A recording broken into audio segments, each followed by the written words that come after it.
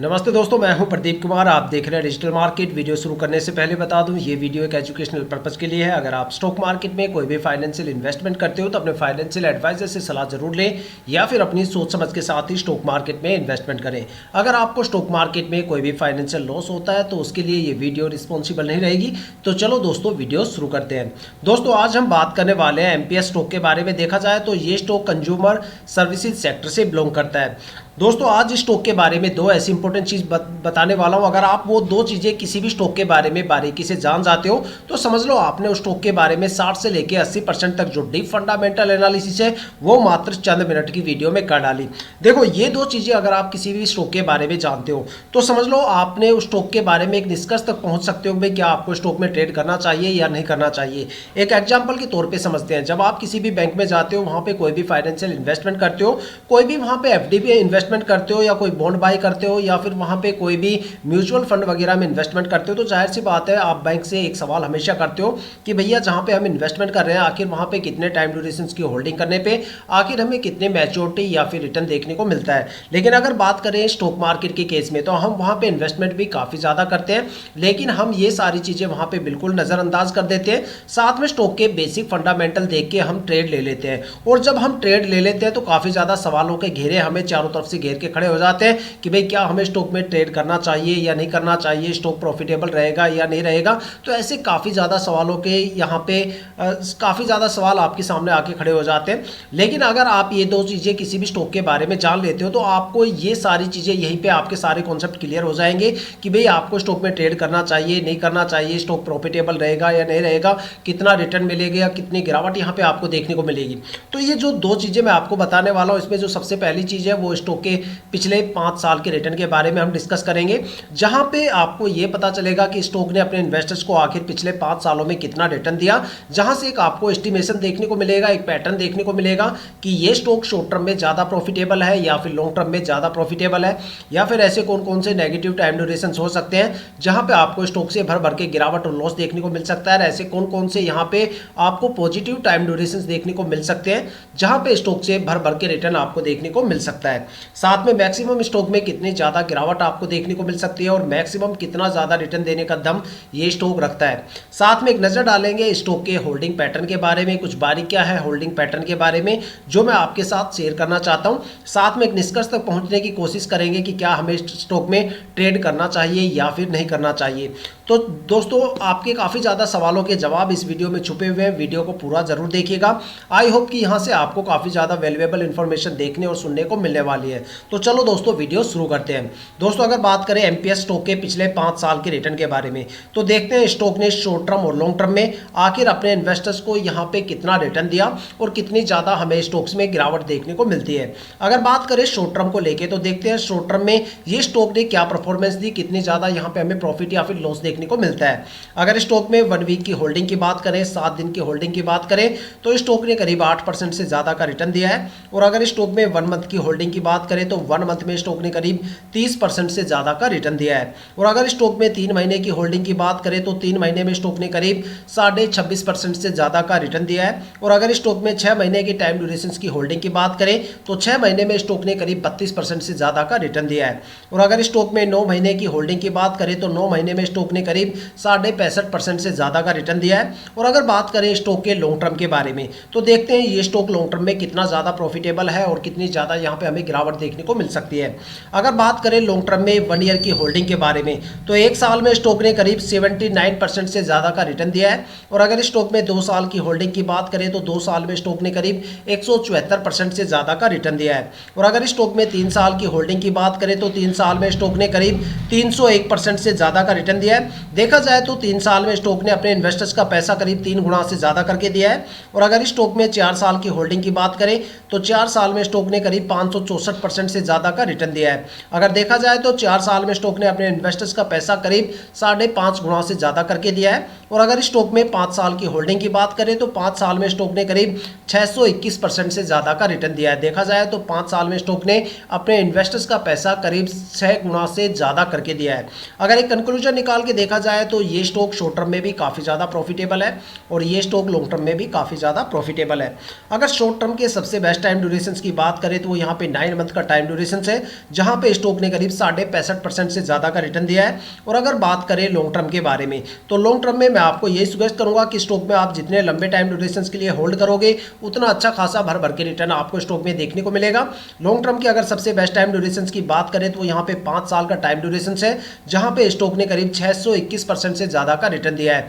देखा जाए तो ये स्टॉक शॉर्ट टर्म और लॉन्ग टर्म दोनों में ही काफ़ी ज़्यादा प्रॉफिटेबल है। अगर एक तरफ मार्केट में नज़र डाली जाए तो मार्केट में पिछले 7-8 महीनों में काफ़ी ज़्यादा गिरावट हमें देखने को मिली है। अगस्त और सितंबर की बात करें, अगस्त सितंबर 2024 की बात करें तो इंडियन स्टॉक मार्केट में दो हमें सबसे बड़े क्रैश देखने को मिले, जिसके बाद मार्केट में एक बड़ी गिरावट हमें देखने को मिली। लगातार वो गिरावट मार्केट में मौजूद रही। और उसके बाद अगर अक्टूबर की बात करें तो अक्टूबर में क्या था कि काफ़ी ज़्यादा स्टॉक के अंदर अपर सर्किट लग गया था, लेकिन क्वार्टरली रिजल्ट बीच में आ गए, जिसकी वजह से ट्रेडिंग विंडो क्लोज होती हुई नजर आई, जिसके चलते एफआईआई ने इंडियन स्टॉक मार्केट में काफ़ी बड़े लेवल पर बिकवाली की, जिसके बाद गिरावट ने और बड़ा रूप वहाँ पर ले लिया। और अगर बात करें अब करंटली तो करंटली टाइम ऐसा चल रहा है कि सेंसेक्स 85,000 से गिर के करीब 75,500 के करीब आके खड़ा हो गया है। तो देखा जाए तो मार्केट में काफ़ी ज़्यादा स्टॉक ऐसे हैं जहां पे गिरावट का सिलसिला लगातार जारी है। काफ़ी ज़्यादा स्टॉक ऐसे हैं जहां पे गिरावट रुकने का नाम नहीं ले रही, जैसे कि स्प्राइट एग्रो हो गया, वर्टोज हो गया, कामधेनु वेंचर हो गया। ये ऐसे स्टॉक्स हैं जहां पे लगातार गिरावट चल रही है और गिरावट यहाँ पे रुकने का पूरी तरह से नाम नहीं ले रही। साथ में रतन पावर जैसे स्टॉक जो पावर सेक्टर के स्टॉक है उसमें भी लगातार एक बड़ी गिरावट हमें देखने को मिली। 21 रुपए से वो स्टॉक गिरते हुए यहाँ पे करीब 11 रुपए के आसपास आके खड़ा हो गया है। ठीक है, साथ में काफ़ी ज़्यादा स्टॉक ऐसे भी है जहाँ पे प्रमोटर अपनी होल्डिंग को पूरी तरह से समेट के निकल चुके हैं, जैसे ICICI बैंक हो गया, HDFC बैंक हो गया, साथ में जोमेटो हो गया, पेटीएम हो गया, साथ में काफ़ी ज़्यादा और भी स्टॉक है जैसे दिल्ली वेरी स्टॉक हो गया, जहाँ पे प्रमोटर पूरी तरह से निकल चुके हैं और वहाँ पे सारा का सारा माल पब्लिक इन्वेस्टर्स या फिर एफआईआई के हवाले बैठा हुआ है और वही उस इन्वेस्टमेंट को लेके बैठे हुए हैं और लगातार वहाँ पे आने वाले टाइम में और भी बड़ी गिरावट आपको देखने को मिल सकती है। तो देखा जाए तो मार्केट में इतने बड़ी गिरावट के माहौल चल रहे हैं, लेकिन ऐसी बड़ी गिरावट होने के बावजूद भी स्टॉक में ऐसा लगता नहीं भाई 7-8 महीने तक स्टॉक में कोई हमें गिरावट देखने को मिली, बल्कि स्टॉक ने एक पॉजिटिव मोमेंटम के साथ उस गिरावट को तो हैंडल किया ही किया, साथ में पॉजिटिव मोमेंटम के साथ यहाँ पे एक पॉजिटिव रिस्पांस भी अपने इन्वेस्टर्स को दिया।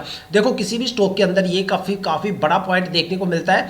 एक सबसे ज़्यादा स्ट्रॉन्गेस्ट पॉइंट हमें यही देखने को मिलता है कि भाई मार्केट में जो इतनी बड़ी गिरावट हो रही है, इतनी बड़ी गिरावट होने के बाद भी स्टॉक में पिछले 7-8 महीनों से कोई खास गिरावट हमें देखने को नहीं मिल रही, बल्कि हर एक टाइम ड्यूरेशन पे इस स्टॉक ने अपने इन्वेस्टर्स को गिरावट की जगह भर भर के रिटर्न दिया है। तो ये एक सबसे बड़ी बात होती है कि स्टॉक के अंदर मार्केट की गिरावट का कोई असर नहीं हो रहा, स्टॉक में मार्केट की गिरावट से लड़ने की ताकत है और यही एक स्टॉक को सबसे बड़ी कैपेबिलिटी देता है, सबसे बड़ा बनाता है।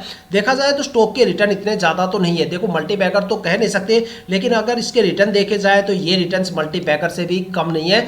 जो इसके लॉन्ग टर्म के रिटर्न है वो मल्टीबैगर से बिल्कुल भी कम नहीं है। तो देखा जाए तो ये स्टॉक शॉर्ट टर्म और लॉन्ग टर्म में दोनों में प्रॉफिटेबल है। आप स्टॉक में किसी भी टाइम ड्यूरेशन के लिए एंट्री ले सकते हो, लेकिन एग्जिट करते टाइम मैं आपको यही सजेस्ट करूंगा कि भाई चाहे वो शॉर्ट टर्म हो या लॉन्ग टर्म हो, आप इस स्टॉक में जितने लंबे टाइम ड्यूरेशन की होल्डिंग करने के बाद एग्जिट करोगे उतना भर भर के रिटर्न आपको स्टॉक से देखने को मिलेगा। तो दोस्तों ये थे स्टॉक के पिछले 5 साल के रिटर्न, लेकिन अभी भी हमारा एक सवाल यहाँ पे अधूरा रह जाता है कि भाई क्या हमें स्टॉक में ट्रेड करना चाहिए या नहीं करना चाहिए। देखो हो सकता है कि स्टॉक ने अभी तक एक अच्छी खासी परफॉर्मेंस दी हो, लेकिन जो रिटर्न्स होते हैं वो अनसर्टेन होते हैं। हो सकता है कि जो पिछले सालों में अच्छे रिटर्न हो, आने वाले टाइम में वो रिटर्न में आपको एक बड़ी गिरावट भी देखने को मिल सकती है और हो सकता है कि एक बड़ी गिरावट भी आपको स्टॉक में देखने को मिले, लेकिन और हो सकता है ये स्टॉक इससे भी अच्छा प्रदर्शन यहाँ पे आने वाले टाइम में करे। तो इन सारी चीज़ों का कंफ्यूजन जो रहता है वो हमें और दूर करना चाहिए। उसके लिए हमें स्टॉक का होल्डिंग पैटर्न भी देखना चाहिए। जो दूसरा सबसे ज़्यादा स्ट्रॉन्गेस्ट पॉइंट मैं आपको बताने वाला हूँ, देखो किसी भी स्टॉक का जो होल्डिंग पैटर्न है वो कैसे देखा जाता है, उसके पीछे कुछ बारीकियाँ होती है, वो बारीकियाँ आज मैं आपको बताता हूँ। देखो किसी भी स्टॉक में इन्वेस्टमेंट करने से पहले वहाँ पे प्रमोटर की होल्डिंग 50% या उससे ज़्यादा होनी चाहिए। अगर किसी भी स्टॉक के अंदर मान लो प्रमोटर की होल्डिंग 50% से कम है तो समझ लो वहाँ पे प्रमोटर अपनी बोरी बिस्तर बांधने के चक्कर में लग जाएंगे। वहाँ पे प्रमोटर काफ़ी स्पीडली अपनी होल्डिंग को कम करने की कोशिश करेंगे, जिससे स्टॉक में आने वाले टाइम में आपको रिटर्न काफ़ी कम देखने को मिलेंगे और स्ट्रेस लेवल काफ़ी ज़्यादा देखने को मिलेगा। लेकिन अगर प्रमोटर की होल्डिंग 50% से ज़्यादा है, मान लो 70, 80, 90% या इससे ज़्यादा है, तो स्टॉक या तो मल्टीबैगर बन जाता है या फिर वो स्टॉक लंबे टाइम तक भर भर के रिटर्न देता है। क्योंकि स्टॉक मार्केट में जो सबसे ज्यादा ट्रस्टवर्दी इन्वेस्टर्स होते हैं उसमें प्रमोटर और डीआईआई आते हैं, जो कंपनी के बारे में काफी कुछ जानते हैं, डीपली इंफॉर्मेशन रखते हैं और कंपनी के साथ काफी लंबे टाइम तक रुकते हैं और अपनी होल्डिंग को धीरे धीरे करके रिलीज करते हैं। लेकिन स्टॉक मार्केट में दो ऐसे भी इन्वेस्टर्स की कैटेगरी है जो सबसे ज्यादा पैनिक इन्वेस्टर्स की कैटेगरी है। अगर आपको ये लगता है कि मैं पब्लिक इन्वेस्टर्स को लेकर बात कर रहा हूं तो फिर आपकी फंडामेंटल एनालिसिस स्किल काफी ज्यादा वीक है, आपको उसको इंप्रूव करने की काफी ज्यादा जरूरत है। क्योंकि यहाँ पे जो स्टॉक मार्केट में सबसे ज्यादा पैनिक इन्वेस्टर्स की कैटेगरी में आता है वो पब्लिक इन्वेस्टर्स नहीं, एफआईआई आता है। एफआईआई का मतलब होता है फॉरेन इंस्टीट्यूशनल इन्वेस्टर्स, वो इन्वेस्टर्स जो डोमेस्टिक मार्केट के साथ ग्लोबल मार्केट में भी इन्वेस्टमेंट करते हैं और वहां पे भी नजर रखते हैं। वो हमेशा पब्लिक इन्वेस्टर्स से 2 कदम आगे चलते हैं, क्योंकि पब्लिक इन्वेस्टर्स डोमेस्टिक मार्केट की इन्फॉर्मेशन ज्यादा रखते हैं। देखा जाए तो वो इन्फॉर्मेशन भी काफी कम रखते हैं, उनको एनालिसिस करने की इतनी प्रॉपर नॉलेज नहीं होती। लेकिन एफआईआई डोमेस्टिक और ग्लोबल मार्केट दोनों पे नजर रखती है। जब उनको पता चलता है ग्लोबल मार्केट में कोई बड़ी गिरावट होने वाली है तो वो डोमेस्टिक मार्केट में सबसे पहले बिकवाली करना शुरू करते हैं। और जब वो बिकवाली करते हैं या बिकवाली करके निकल जाते हैं तब पब्लिक इन्वेस्टर्स को समझ में आता है कि भाई मार्केट में कोई बड़ी गिरावट यहाँ पे होने वाली है या फिर गिरावट यहाँ पे जन्म ले चुकी है। तब जाके पब्लिक इन्वेस्टर्स पैनिक होते हैं और तब जाके एक सेलिंग प्रेशर बनता है और एक बड़ी गिरावट वहाँ पे अपना रूप बना लेती है। तो देखा जाए तो जिस स्टॉक में एफआईआई की होल्डिंग ज़्यादा होती है वहाँ पे आपको फ्लक्चुएशन भी ज़्यादा देखने को मिलेगा, और जिस स्टॉक में एफआईआई की होल्डिंग ज़्यादा रहेगी टाइम आने पे आपको स्टॉक में गिरावट भी सबसे ज़्यादा देखने को मिलेगी। अगर एक डेमोस्ट्रेशन चाहिए, आपको प्रैक्टिकल एक एग्जाम्पल चाहिए, तो भाई कोई भी रैंडमली 20-25 स्टॉक उठा लेना और उसका 1 साल का होल्डिंग पैटर्न आप चेक करना, उसमें एफआईआई की होल्डिंग चेक करना। उसमें से काफ़ी ज़्यादा स्टॉक आपको ऐसे देखने को मिलेंगे जहाँ पे पिछले साल एफआईआई की होल्डिंग 0% होती है और अचानक अगले साल तक आते आते वो होल्डिंग 15-20-25% से लेकर 40-45% हो जाती है।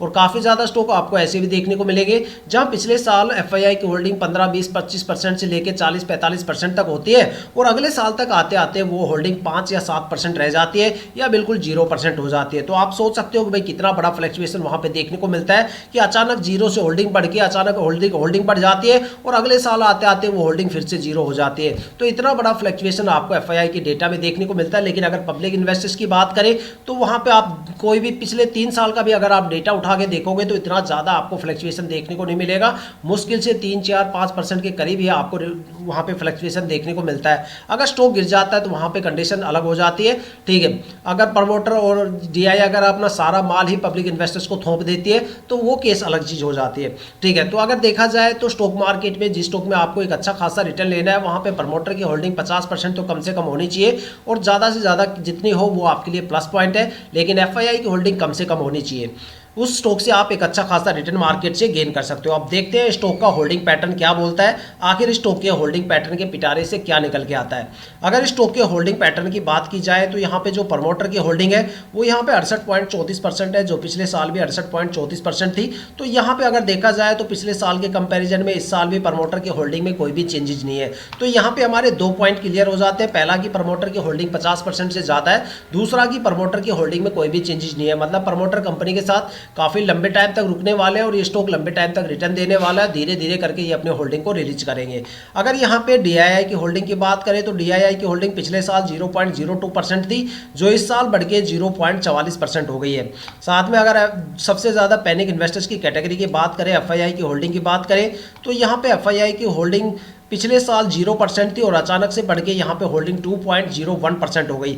देखा जाए तो एफआईआई की होल्डिंग का जो पैटर्न है वो अभी भी काफ़ी अच्छा है। देखो मेरे अकॉर्डिंग जो यहाँ पे एफआईआई का होल्डिंग पैटर्न किसी भी स्टॉक में होना चाहिए वो यहाँ पे ज़्यादा से ज़्यादा 10 या 12% होल्डिंग होनी चाहिए। अगर इससे ज़्यादा होती है तो वहाँ पे फ्लक्चुएशन स्टार्ट हो जाते हैं। और अगर यहाँ पे पब्लिक इन्वेस्टर्स की होल्डिंग की बात करें तो पब्लिक इन्वेस्टर्स की होल्डिंग पिछले साल 21.80% थी, जो इस साल बढ़ के 22.02% हो गई। तो देखा जाए तो इतना ज़्यादा चेंजेस हमें देखने को नहीं मिलता। मिलता, लेकिन इतना है कि प्रमोटर की होल्डिंग में लगातार यहाँ पे एक अच्छी खासी ग्रोथ हो देखने को मिल रही है। भाई जाहिर सी बात है, जब कोई स्टॉक एक अच्छा खासा रिटर्न देगा तो पब्लिक इन्वेस्टर्स तो वहाँ धीरे धीरे बढ़े ही बढ़ेंगे।